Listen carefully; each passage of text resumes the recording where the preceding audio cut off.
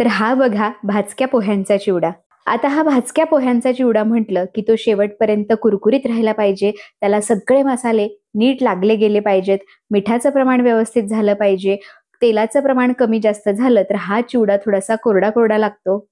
आणि इथे आपण कोणताही रेडीमेड मसाला न वापरता घरच्या घरी मसाला तयार करून माझ्या आईच्या पद्धतीने हा चिवडा बनवलेला आहे.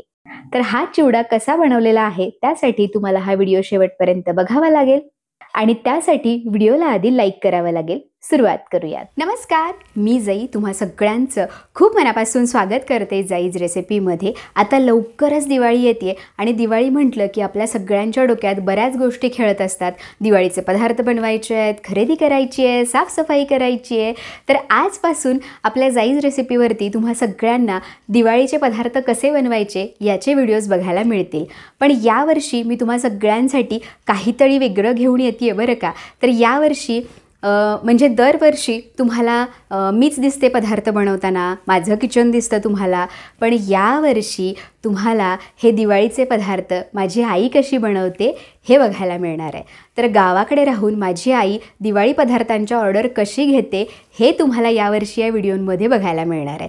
तर माझी आई खूप मोठ्या प्रमाणामध्ये दिवाळी पदार्थांचे ऑर्डर घेत असते. जसं की 30 ते 40 किलो प्रमाणात ती चकली भाजणी बनवते.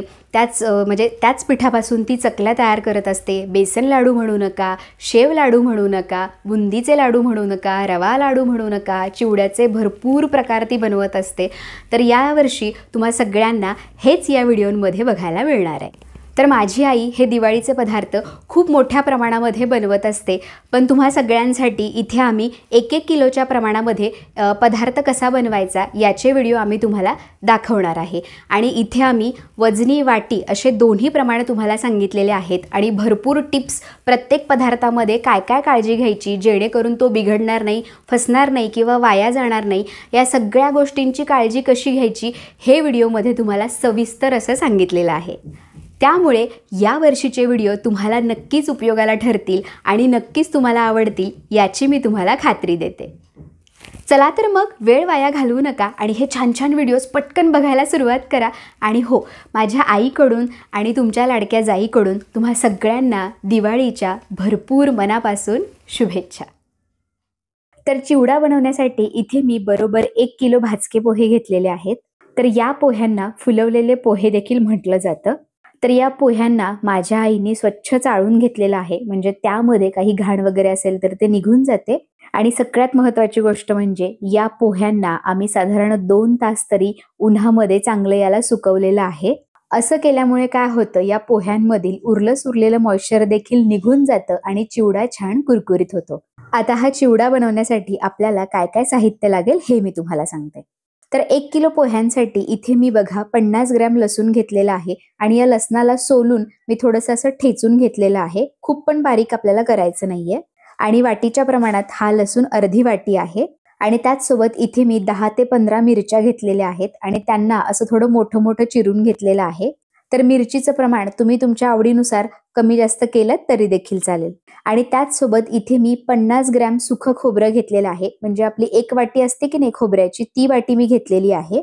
आणि या खोबऱ्याचे बघा मी असे पातळ काप करून घेतलेले आहेत.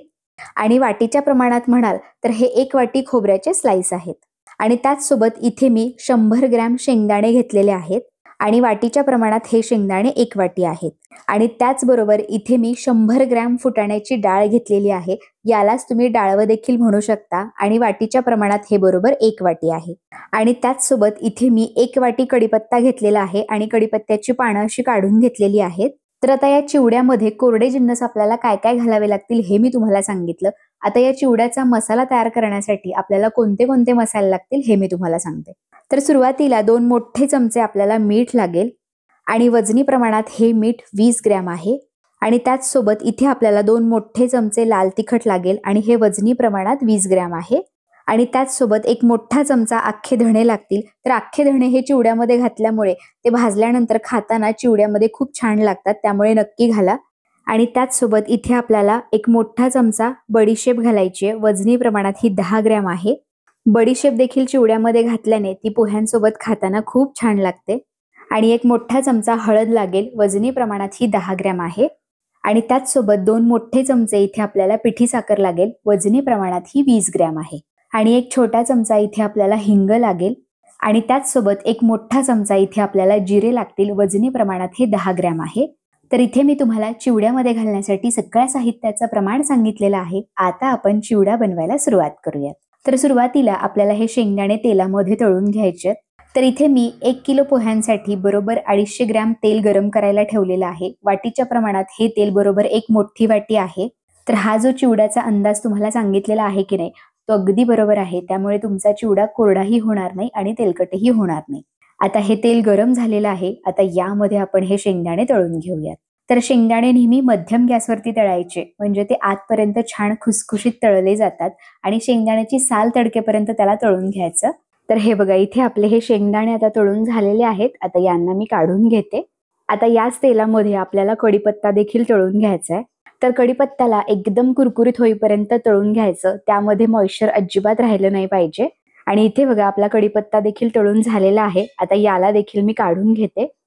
आणि इथे बघा, हे जे जिन्नस आपण तळून घेतोय ना, ते डायरेक्ट मी पोह्यांवरती घालून घेतेय, म्हणजे त्याचं जे तळलेलं तेल आहे की नाही, ते डायरेक्ट पोह्यांनाच लागेल. तर आता आपला कढीपत्ता तळून झालेला आहे. आता याच तेलामध्ये आपण खोबऱ्याचे स्लाइस देखील तळून घेऊयात. तर हे खोबरं तळत असताना गॅस एकदम कमी करायचा, अजिबात वाढवायचा नाही, कारण सुखं खोबरं हे खूप नाजूक असतं, ते पटकन करपलं जातं. आणि अगदी हलक्या तांबूस रंगावरती हे खोबरं तळून घ्यायचं.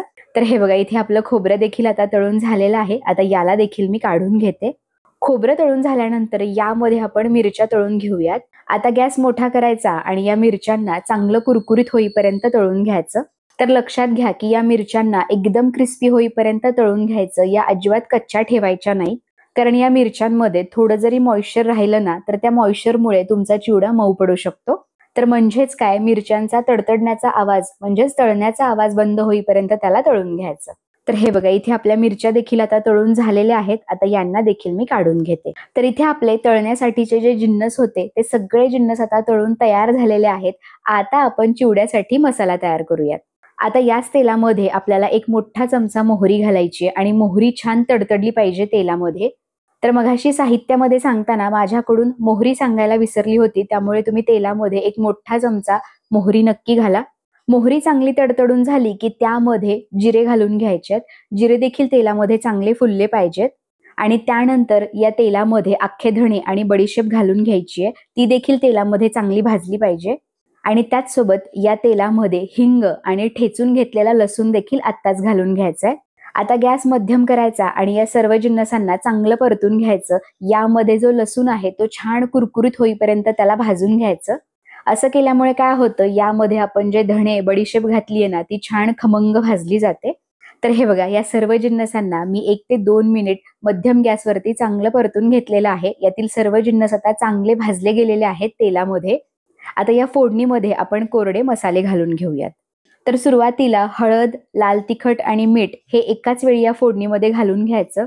आता गॅस मध्यमच ठेवायचा आहे आणि या सर्व मसाल्यांना या तेलामध्ये थोडंसं परतून घ्यायचं, म्हणजे हे मसाले देखील या तेलामध्ये चांगले मुरले जातील.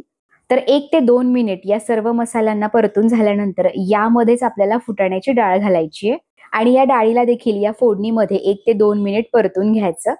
तर लक्षात घ्या की ही फुटाण्याची डाळ असते की नाही, ती आधीच भाजलेली असते, त्यामुळे तिला तळून घ्यायचं नाही. असं फोडणीमध्ये 1 ते 2 मिनिट परतून घ्यायचं, म्हणजे ती अजून खमंग लागते.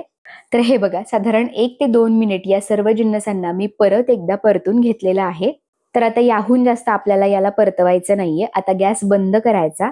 तर आता चिवड्यामध्ये घालण्यासाठी आपला हा चिवडा मसाला तयार झालेला आहे. आता ही तयार केलेली फोडणी डायरेक्ट आपण पोह्यांवरती घालून घेऊयात.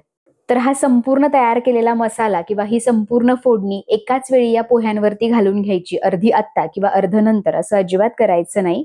आणि कढईमध्ये थोडासा उरलेला मसाला असतो की नाही, त्यामध्ये कोरडे पोहे घालायचे आणि त्यामध्ये तो मसाला चांगला मिक्स करायचा आणि मग ते पोहे या पोह्यांवरती घालायचे, म्हणजे तुमचा कढईचा सगळा मसाला या पोह्यांवरती लागला जातो. तर आता सगळ्यात महत्त्वाची स्टेप आहे, आपण जो हा मसाला तयार केलेला आहे तो सगळा मसाला या पोह्यांना चांगला व्यवस्थित लागला पाहिजे, एवढं त्याला मिक्स करून घ्यायचं, जसं मी व्हिडिओत दाखवत आहे त्याप्रमाणे. आणि हा जो मसाला आहे तो थोडासा पोह्यांमध्ये मिक्स करून झाल्यानंतर यामध्ये आपल्याला पिठी साखर घालून घ्यायची आहे. तर इथे मी तुम्हाला जो पिठी साखरेचा अंदाज सांगितलेला आहे तो अगदी बरोबर आहे. जर तुम्हाला पिठी साखर आवडत नसेल तर पिठी साखरेचं प्रमाण तुम्ही थोडंसं कमी केलं तरी देखील चालेल आणि या पिठी साखरेला देखील या चिवड्यामध्ये चांगलं मिक्स करून घ्यायचं। तर या पोह्यांना आम्ही उन्हामध्ये सुकवल्यामुळे हे पोहे छान अगदी कुरकुरीत असे तयार झालेले आहेत। जर तुम्हाला वाटत असेल की हे पोहे फोडणी घातल्यानंतर देखील अजून थोडेसे तुम्हाला मऊ वाटतायत, खाताना कचकच लागतायत, तर अशा वेळेस काय करायचं, हे जे चिवडा मिक्स केलेलं भांडं आहे की नाही त्याला गॅसवरती ठेवून द्यायचं आणि साधारण एक 5 ते 10 मिनिट मध्यम गॅसवरती हा चिवडा परत एकदा परतवून घ्यायचा। असं केल्यामुळे काय होतं, त्या पोह्यांमध्ये जे उरलं सुरलं मॉइश्चर असतं ते निघून जातं आणि चिवडा छान कुरकुरीत होतो। पण आमचे हे पोहे एकदम छान कुरकुरीत होते म्हणून आम्ही त्यांना परत परतवून घेतलेलं नाही। आणि इकडे बघा, आमचा हा चिवडा आता तयार झालेला आहे। हा संपूर्ण मसाला या पोह्यांमध्ये आम्ही चांगला मिक्स केलेला आहे आणि तुम्ही बघू शकता काय सुरेख रंग आलेला आहे चिवड्याला। आणि इथे माझ्या आईने तुम्हाला जे चिवडा तयार करण्यासाठी साहित्याचं प्रमाण सांगितलेलं आहे, तेलापासून ते मीठ, तिखट हे सगळं प्रमाण अगदी योग्य आहे। आणि हा भाजक्या पोह्यांचा चिवडा बनवण्यासाठी इथे आम्ही तुम्हाला ज्या काही छोट्या-मोठ्या टिप्स सांगितलेल्या आहेत त्या जरूर फॉलो करा, म्हणजे तुमचा चिवडा देखील शेवटपर्यंत कोरडा होणार नाही किंवा मऊ पडणार नाही। तर तयार झाला आपला मस्त कुरकुरीत असा भाजक्या पोह्यांचा चिवडा। आणि कसा वाटला आजचा हा व्हिडिओ हे मला कमेंट बॉक्समध्ये नक्की कळवा। व्हिडिओ आवडल्यास व्हिडिओला लाईक करा, तुमच्या नातेवाईकांना शेअर करा। पुन्हा भेटूया अशा छान नवीन व्हिडिओ सोबत। तोपर्यंत धन्यवाद।